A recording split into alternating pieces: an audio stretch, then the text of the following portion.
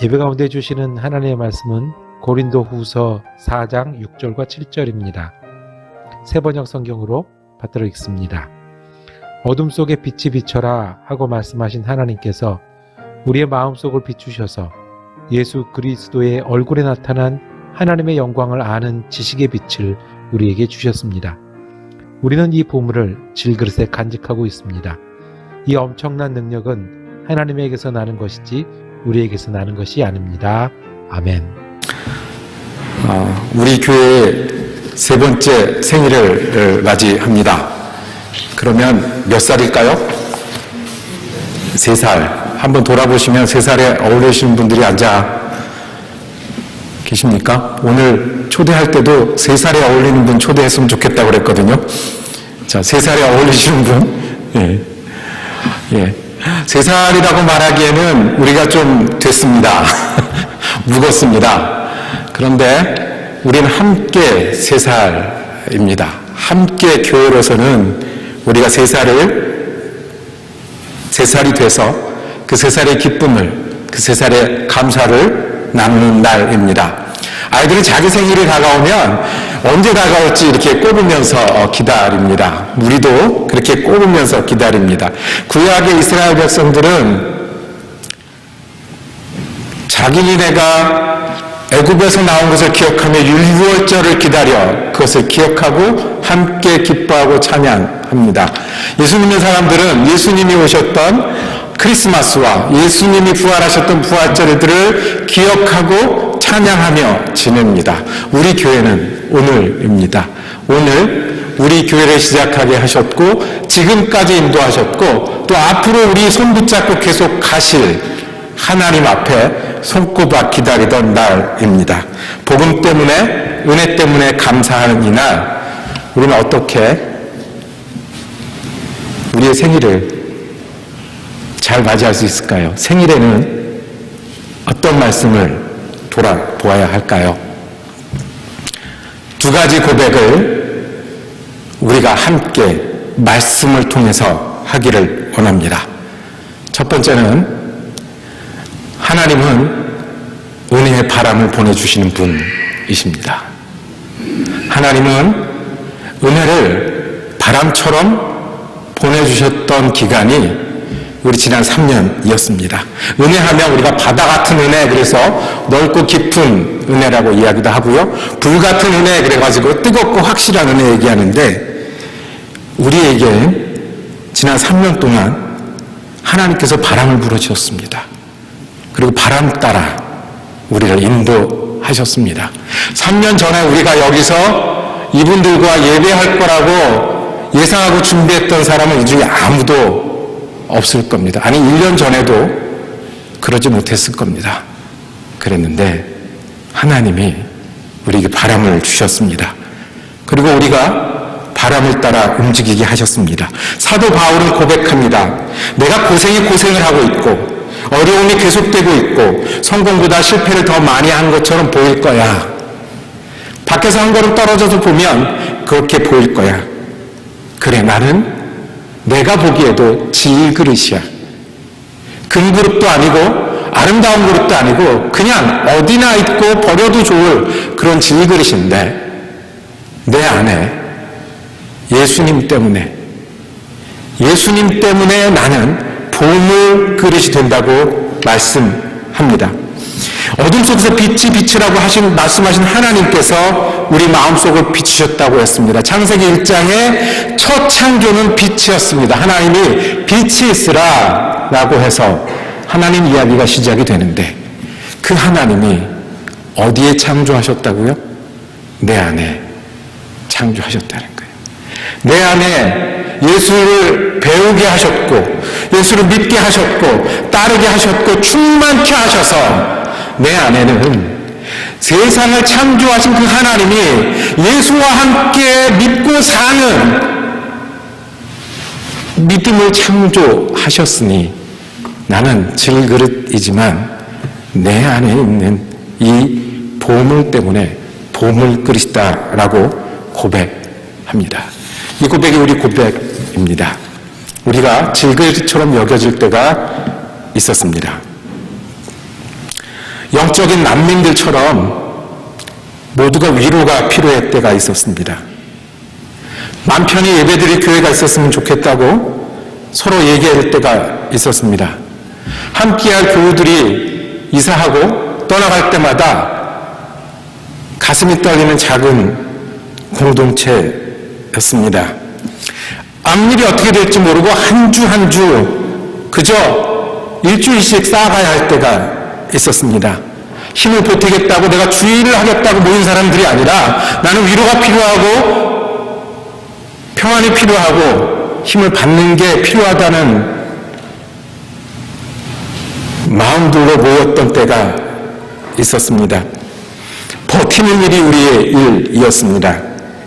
저도 교회 온 지 처음 3달 반 만에 팬데믹 셧다운을 맞이했습니다. 그리고 그렇게도 저건 교회가 아니라고 생각했던 온라인 교회를 배워서 시작해야 했었습니다. 옛날 이름으로 기억하는, 우리 교회를 기억하는 분들을 밖에서 만나면 선배 목사님들이 응원보다는 걱정을 더 해 주셨습니다. 시카고에서 어떡하려고. 그런데 바람이 불더라고요. 우리가 계획한 것이 아니라 바람이었어요.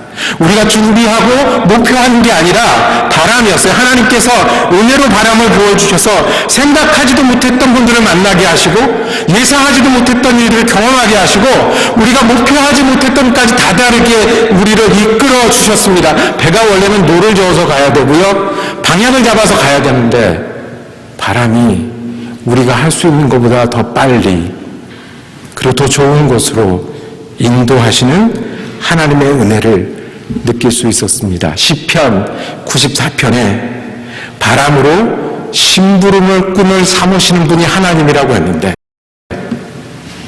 하나님은 우리에게 은혜의 바람으로 오늘 여기까지 오게 하셨습니다.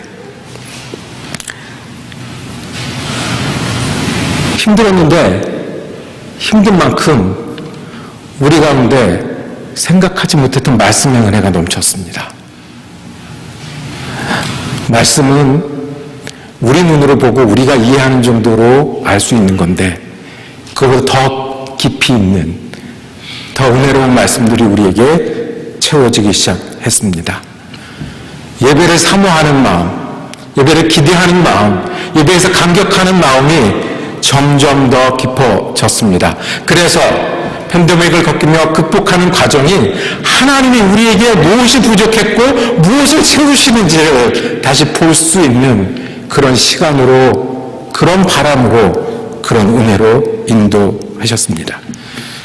제가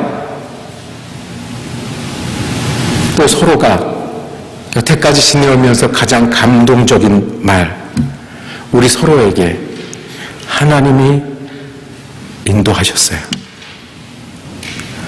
하나님이 인도하셨어요라고 하는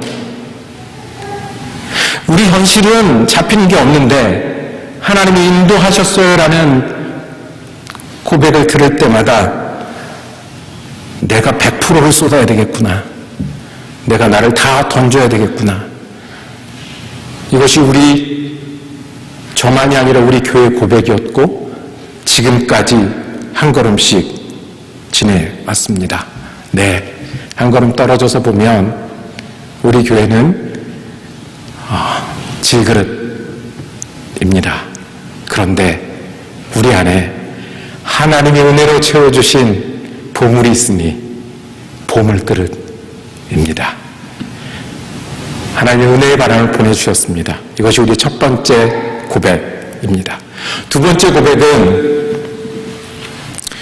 우리가 하나님의 은혜의 바람을 믿으니 우리의 사명은 더 든든한 공동체로 서는 것입니다. 더 예수 잘 믿을 수 있지 않겠습니까? 더 예수 잘 따를 수 있지 않겠습니까? 바람을 보내서 인도하시는 하나님을 믿으면 3년 동안 우리가 생각하지도 못했던 일들을 우리에게 이루어주신 그 하나님을 믿으면 우리가 앞으로도 그 바람을 타고 갈 수 있지 않겠습니까?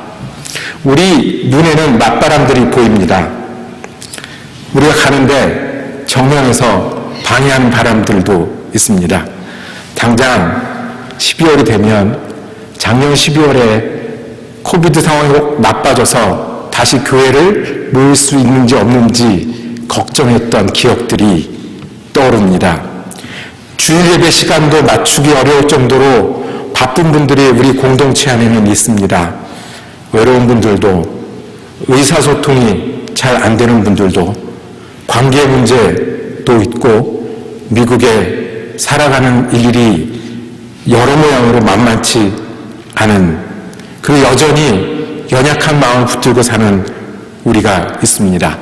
무엇보다 우리가 이 예배를 준비하면서 많은 분들에게 우리 교회를 소개하고 초청하는 일을 하고자 했습니다. 제가 3년 내내 공을 들인 분이 있습니다. 아니, 정확하게 2년 반 공을 들인 분이 있습니다. 한번 교회 오셔야 되지 않겠냐고. 당신도 교회 가는 일이 필요하지 않겠냐고. 한번 오시라고. 또 까였습니다. 남의 이야기인가요? 우리 속에도 3년 전에 아팠던 것 계속 아프고, 3년 전에 문제를 만들었던 것 계속 만들고, 3년 전에 약했던 부분 여전히 약한 우리가 있습니다. 사도 바울도 이렇게 고백했습니다. 사방으로 죄어들어도 움츠러들지 않으며, 답답한 일을 당해도 낙심하지 않으며, 박해를 당해도 버림받지 않으며, 거꾸러짐을 당해도 망하지 않습니다. 내가 보험을 상자지만 사방으로 죄어들고 있다는 말이에요. 답답한 일을 당한단 말이에요. 박해를 당한단 말이에요. 거꾸러짐을 당한다고 이어서 말합니다. 맞바람이 있는 게 현실입니다. 그러면 어떻게 할까요? 여태까지 우리에게 은혜의 바람을 주신 하나님을 믿는 겁니다. 그 믿는 건 어떻게 하는 걸까요? 맞바람에도 앞으로 갈 수 있습니다. 바람이 뒤에서 불어줘야 배가 갈 것 같죠? 그런데 정면에서 불어도 배가 간대요. 요트 조종하는 분들이 조종하면 앞으로 갈 수 있답니다. 대신 똑바로는 못 가고 지그재그로 가고 돌아서 가지만, 바람이 오면 바람 따라 돛을 방향을 바꾸고, 배에 탄 사람들을 한꺼번에 반대쪽으로 틀어 눕고 해서 정면에서 바람이 와도 앞으로 갈 수 있다고 합니다. 이제까지 은혜의 바람을 주신 하나님은 결국 우리를 인도하실 겁니다.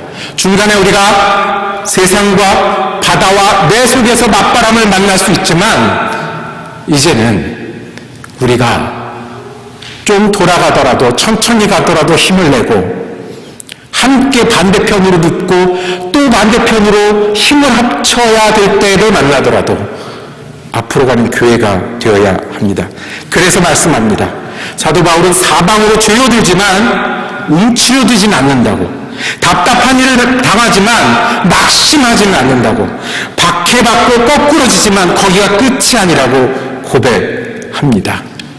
우리의 고백도 여기어야 합니다. 어려운 일은 여전히 어려울 겁니다. 그렇지만 은혜의 바람을 보내시는 하나님을 믿으니 우리가 맞바람보다 크신 하나님 붙들고 앞으로 나가는 우리가 되기를 원합니다. 우리 더 잘 믿을 수 있을까요? 우리 더 은혜로울 수 있을까요? 우리 더 하나님께 쓰임받을 수 있을까요? 그러면 하나님이 우리를 인도하시지 않겠습니까? 오늘 예배는 이제까지 바람으로 우리를 인도하신 하나님을 찬양하는 예배입니다. 우리 최선을 다해서 우리가 동원할 수 있는 모든 음악가들을 동원해서 예배합니다. 우리를 대표해서 우리 음악 담당하시는 분들이 찬양하면 우리 마음을 다해서 은혜롭게 함께 찬양하기를 원합니다.